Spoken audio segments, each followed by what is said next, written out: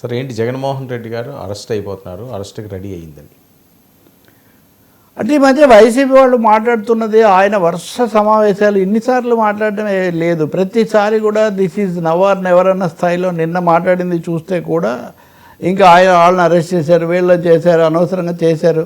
కానీ liquor scam అనే దాంట్లో నిజానికి అధికారంలోకి వచ్చిన 3 నెలల్లోనే జగన్ లోపలేయాలని వీళ్ళు మొదట భావించారు. కానీ పకడ్బందీగా లేకుండా చేస్తే కనుక అది మళ్ళీ ఏమాత్రం కోర్టులో ఉపశమనం వచ్చినా మనకు అది బాగుండదు కాబట్టి పక్కాగా చేయాలన్నారని ఇప్పుడు రాజ్ కేశిరెడ్డి ఇచ్చినటువంటి వాంగ్మూలాలు ఆధారాలు వీటన్నిటి తర్వాత చాలా ఇవన్నీ డబ్బులు అక్కడికే చేరాయి అని చెప్పే ఆధారాలు వాళ్ళకి దొరికాయి, అతను ఆ పేరు చెప్పినా చెప్పకపోయినా. కాబట్టి ఖచ్చితంగా ఈ లిక్కర్ కుంభకోణం అనే దాంట్లోనే జగన్ను ఫిక్స్ చేయాలని వాళ్ళు ముందు నుంచి భావిస్తున్నారు. దానికి తగినట్టు ఇంకో 2-3 కూడా కలిసి వస్తాయి కాబట్టి వీటన్నిటిని చేస్తారు. ఇది వైసీపీ వాళ్ళ బుర్రలో కూడా ఉన్న ఆలోచన. అరెస్టుకు సిద్ధం అవుతున్నారు వాళ్ళు కూడా. అయితే సిద్ధమైతే అది లాభమా నష్టమా 3 నెలల్లోనే చేస్తుంటే ఏం చేయగలిగే వాళ్ళం కాదు. ఇప్పుడు కొంత వ్యవధి వచ్చింది మనకు, ఇప్పుడు ప్రభుత్వం మీద వ్యతిరేకత పెంచుకోవచ్చు అని వాళ్ళు అనుకుంటున్నారు. కానీ ప్రభుత్వం అయితే మటుకు నిన్న మనం మిగతా అరెస్టుల గురించి మాట్లాడాం. Of course we are in the Kashmir అంశం ప్రధానంగా చర్చిస్తున్నాం. కానీ సైమల్టేనియస్గా రోజు ఒకరు కోర్టుకు వెళ్తున్నారు, రిమాండ్లు పడుతున్నాయి, ఈ అంశాలు వస్తున్నాయి. కాబట్టి జగన్ కూడా అరెస్టుకు సిద్ధమయ్యాడు. వైసీపీ మానసికంగా సైకలాజికల్గా అరెస్టుకు సిద్ధమైపోయింది అన్నది చాలా తెలిసిన వర్గాలు చెప్తున్న ఒక మాట. వదిలిపెట్టరు, ఇప్పుడు జగన్ వదిలిపెట్టే ప్రసక్తి లేదు. అది మోదీ వచ్చి వెళ్ళాక లేదా మోదీ కార్యక్రమం కూడా ఎలా ఉంటుంది వీటన్నిటి తర్వాత అది కూడా చూడాలి. కానీ అదే అనమాట, అది చాలా పెద్ద డెవలప్మెంట్ అవుతుంది చాలా కాలం తర్వాత.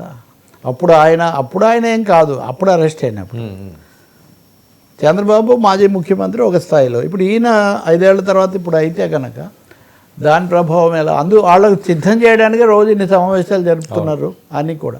ఇంకో పెద్ద వాళ్ళు బాగా ఇబ్బంది కలిగించే అంశం ఏమంటే, అంతకుముందు ఎవరినైనా అరెస్ట్ చేస్తే రాజకీయంగా నిరసనలు బయటికి రావడాలు ఇవన్నీ జరుగుతుండేవి. కానీ ఇప్పుడు ఎవరో ఒక 2-3 ఖండించడం తప్ప వైసీపీలో చాలామంది ఇది ఒక పెద్ద పబ్లిక్ అఫైర్ లాగా ఉండడం లేదు.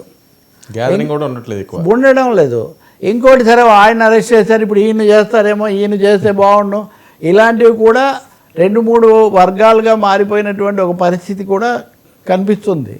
కాబట్టి ఈ మధ్యలో స్పిరిట్ నిలబెట్టడానికి ఈ అవస్థ ఎక్కువగా చేస్తున్నారు అనేది వినిపిస్తున్న మాట. సార్ అంటే all roads lead to Rome అని, all arrests lead to Jagan, that is the formula. Sir ఏంటి సిపిఎం కార్యదర్శిపై రఘురామ్, అదే కూడా ఇంకొక మాట చెప్పాలి. ఆదినారాయణ రెడ్డి ఆయన కూడా కడప వాస్తవంగా జగన్ రాజకీయాల్లో లేకుండా చేస్తామని ఒక స్టేట్మెంట్ ఇచ్చాడు. అవును, ఎవరినైనా రాజకీయాల్లో లేకుండా చేయడానికి 1-2 మార్గాలే కదా. దాని మీద రాజకీయంగా ఎదురుదాడి చేయదలుచుకుంటే ఒక విధంగా, కానీ లోపల ఉంటే రాజకీయాల్లో ఉండరు అనేది కూడా ఒక విషయమే. సో ఆ మాటలు కూడా ఈ వైసీపీ వాళ్ళు ఇంకా దూరంగా కూడా వెళ్ళి రియాక్ట్ కావచ్చు. ఈయన కడప ఆయన మాట్లాడటం, అవును, కడపలో మహానాడు కోసం సన్నాహాల్లో ఇంకా చురుగ్గా పాల్గొనడం లేదు, ఇలాంటివి అందరూ వినిపిస్తుంటే బీజేపీకి చెందిన ఆదినారాయణ రెడ్డి మాజీ మంత్రి, మాజీ శాసనసభ్యుడు, మాజీ కదా ఇప్పుడు, ఆయన ముందుకు వచ్చి ఇది జరిగిపోతుందని చెప్తున్నాడంటే చాలా తీవ్రమైన మార్పులకు కూటమి సిద్ధమవుతూ ఉంది. అన్నీ ఇప్పటికి కూడా జగన్ మనుషులే తీసిపోతున్నారు కడపలో, సిమెంట్ ఫ్యాక్టరీల దగ్గర నుంచి అన్నీ కూడా ఆయన ఫిర్యాదు చేస్తున్నాడు. ఇది ఒక పెద్ద సమస్యగా ఉంది వాళ్ళకి పైనుంచి.